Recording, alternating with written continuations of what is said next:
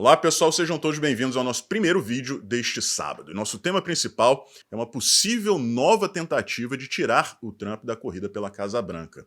Uma falha inexplicável em seu jato particular no estado de Montana. Vou trazer todos os detalhes para vocês daqui a pouquinho, tá?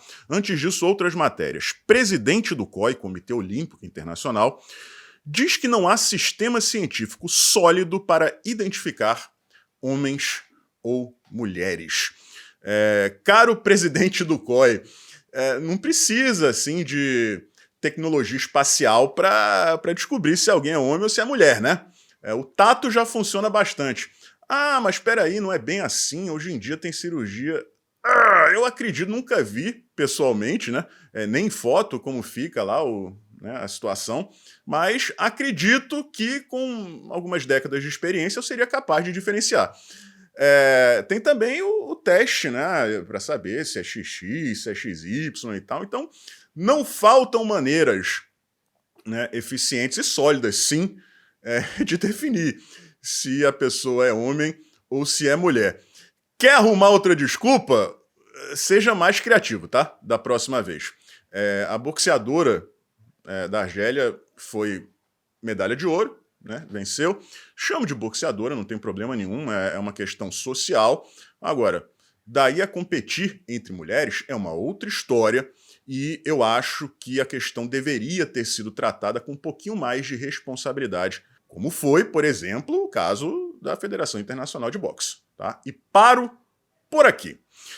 Gustavo Petro vai propor ao Congresso a apropriação de poupanças. Gustavo Petro, presidente comunista da Colômbia.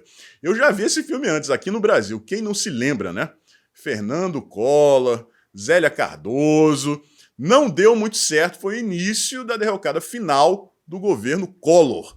Que, né, gente, tentou dar aquela peitada ali no sistema. O pessoal não recebeu muito bem. E o cara foi empichado por um motivo ridículo, né? Fiat Elba. Quando eles querem se livrar de alguém, eles dão o jeito deles, né? Quando a pessoa tem mais credibilidade, capital político, apoio popular, como é o caso do Jair Bolsonaro, a dificuldade é muito maior. No caso do Collor, foi molezinha. Vamos tirar esse cara. O que a gente tem aqui? Fiat Elba. Pronto. Adeus, Fernando Collor. Mas eu ouso dizer que se não fosse essa questão da expropriação, né, de poupanças, talvez ele tivesse concluído o mandato. Não sei. Mas o fato é que não deu certo e não vai dar certo também na Colômbia, né? De acordo com o Petro, ele quer pegar essa grana da poupança do povo colombiano para investir, né, nos programas de seu governo. Não vai dar certo. É muito simples, é muito fácil de entender e eu espero que o povo colombiano já tenha se dado conta do erro que cometeu. Tá?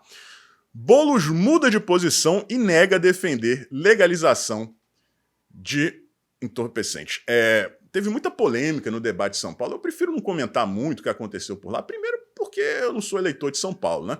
Segundo, porque nenhum dos candidatos me passa muita confiança. Claro, se eu fosse de São Paulo, eu estaria apoiando o Nunes, que é o candidato apoiado pelo Jair Bolsonaro. Lógico, né, gente?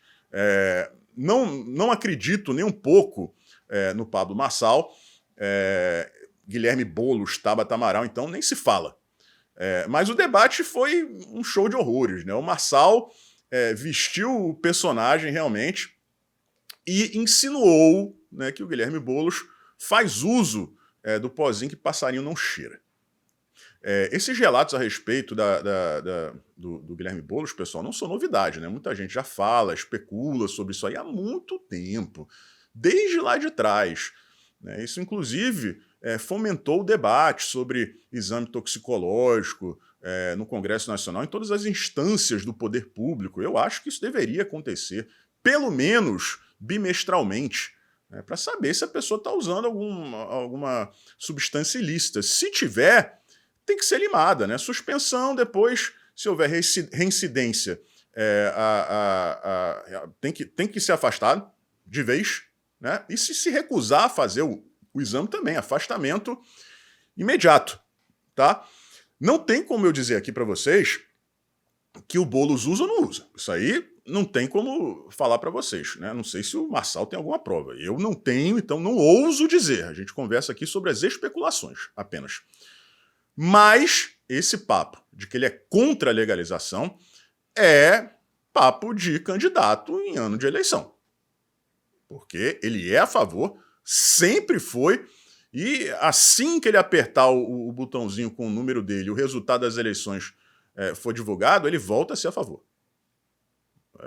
Eu, sinceramente, não acredito que esse teatro funcione, que o povo de São Paulo vai acreditar que um sujeito como Guilherme Boulos mudou de opinião a respeito disso aí. Tá? Universidades federais enfrentam dificuldades financeiras depois de governo Lula bloquear verbas. Bem feito! Bem feito pra caramba! Que bacana, né? Olha, gente, vamos... Situação hipotética aqui, tá? Fazendo um comparativo entre situações hipotéticas. Se nós tivermos um governo de direita que privilegie, priorize as universidades federais, invista em infraestrutura, em treinamento, em projetos científicos, em esportes, que é uma área muito que não é muito privilegiada dentro das universidades federais, o que é um grande erro, na minha opinião. Se um governo de direita fizesse tudo isso, tá, e depois viesse um governo de esquerda que fizesse o sucateamento total das instituições, como é o que a gente está vendo aqui, né? Corte, bloqueio de verbas, é isso que acontece. Você está sucateando as instituições como um todo. Mesmo num comparativo hipotético como esse aí, a turma que comanda as federais continuaria preferindo o governo de esquerda que sabota. Então, as universidades federais brasileiras são ambientes em que a lógica, o bem-estar dos estudantes, dos servidores, das instituições em si, estão completamente em segundo, talvez até em terceiro plano. O que domina as decisões dentro dessas instituições é a ideologia, é a militância política, é a doutrinação. E o Lula sabe disso. Ele sabe que pode espezinhar, esculachar, pisar no pescoço, né, de todos esses indivíduos. Desde dos diretores, né, passando ali pelo corpo técnico, chegando a professores, até os alunos, a grande maioria dos alunos, infelizmente. O Lula sabe que pode maltratar. Porque mesmo assim, sendo o pior presidente possível para as universidades federais, todos esses indivíduos que eu citei aqui continuarão votando na esquerda. É um emburrecimento coletivo, né, causado por conta da militância ideológica. Então, sim, bem feito. Bem feito. Chegamos aqui agora ao nosso tema principal. Nesse momento aqui, pessoal, ninguém tem certeza de nada. Tá? Eu vou trazer aqui para vocês os fatos, o que aconteceu, e o que estão falando, né? Inclusive pessoas da equipe do Donald Trump. Fechou? E aí, né, neste momento, o que a gente pode fazer é realmente especular e chegar às nossas próprias conclusões, né? O que a gente acredita que possa ter acontecido. A confirmação virá ou não nos próximos dias. Tá? O avião do Trump foi desviado por falha mecânica no estado de Montana. Ele estava se deslocando para fazer um comício em uma cidade lá, e o avião teve uma falha técnica, tá? E foi obrigado a desviar o curso e fazer um pouso semi-forçado em uma outra cidade, um aeroporto de outra cidade. Imediatamente, o Trump desceu do avião, um outro jato particular chegou, ele embarcou nesse outro jato e se dirigiu à cidade onde ele vai fazer esse comício. E aí, pessoal, os comentários da equipe do Donald Trump não é comentário de técnico especialista não, tá? Porque esses aí a gente sabe o que eles vão falar. Pessoas de dentro da equipe do Donald Trump. As aeronaves do Trump, toda vez que param na garagem, passam por uma manutenção. Toda vez. Parou na garagem, manutenção. Tá? É um jato de última geração. O mais moderno que o dinheiro pode comprar. E que né, que passa por manutenções não são nem periódicas. Manutenção periódica você faz assim, são as grandes, né, as grandes manutenções e tal. Deve fazer essas manutenções periódicas, mas existem manutenções que independem do calendário. Tá? Parou na garagem, os caras vão lá e dão uma geral no avião.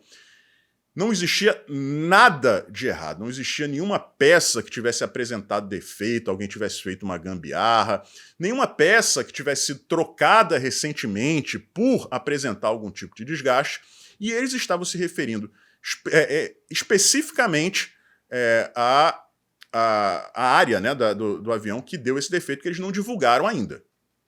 Então, a primeira suspeita, né, diante do que aconteceu poucas semanas atrás, é de que o avião possa ter sido sabotado. Tá? Não sou eu que estou falando isso, eu não estou chegando aqui para vocês, passaram essa notícia, o avião do Trump apresentou uma falha técnica, ele teve que fazer um desvio, pousou em outro aeroporto, pegou um outro avião, foi para a cidade onde vai fazer o comício, e eu, Ed, estou dizendo aqui que foi uma sabotagem. Não! Quem está levantando essa hipótese são pessoas da equipe do Donald Trump por causa do contexto que eu acabei de expor para vocês. Pelo fato de ser uma aeronave de última geração, né, passar por essas manutenções constantes, por uma equipe técnica altamente especializada, muito bem paga, é óbvio, e não existia nenhum histórico de troca de peças ou de qualquer tipo de defeito ou possível defeito por desgaste de peça identificado nos últimos anos. Tá? Toda vez que há, ainda de acordo com ele, toda vez que há alguma mudança, ela é preventiva. E não tem nada a ver com a apresentação de possível desgaste ou de problema. Tá? É assim, essa peça aqui normalmente ela dura 6 anos. Bateu 4 anos, vamos trocar. Esse tipo de coisa. Tá? Então, galera, vamos aguardar. Tá? Vamos aguardar. Isso acontece em um momento em que os Estados Unidos têm os swing states, né? São aqueles estados que não são claramente republicanos ou democratas. Um exemplo, o Texas é historicamente republicano, a Califórnia é historicamente democrata, e alguns estados apresentam variação. Né? Em alguns pleitos eles votaram mais, em sua maioria, no candidato republicano, em outras eleições no candidato democrata. De acordo com pesquisas divulgadas pela mídia tradicional, essas pesquisas que a gente conhece, a Kamala Harris estaria avançando, né, para superar o Donald Trump em todos esses estados. Os números dela teriam melhorado em todos esses 7 swing states. Então é um momento muito delicado. Existe também essa especulação. Estão armando bot, né, para armar alguma fraude. Eu tenho a opinião de que eles vão tentar fazer alguma coisa de qualquer maneira, isso nas eleições em si, mas não dá para descartar a possibilidade deles tentarem eliminar o Donald Trump de outra maneira, e esse problema na aeronave dele talvez tenha sido essa tentativa. Esperamos, né, que o resultado da perícia técnica seja divulgado nos próximos dias, e se houve algum tipo de sabotagem, que seja identificável. Tá? E aí, vamos ver o que acontece. Força, Loirão, contamos com você, não só pela América, mas também por esse Brasilzão de Deus. Um forte abraço e a gente se vê por aí.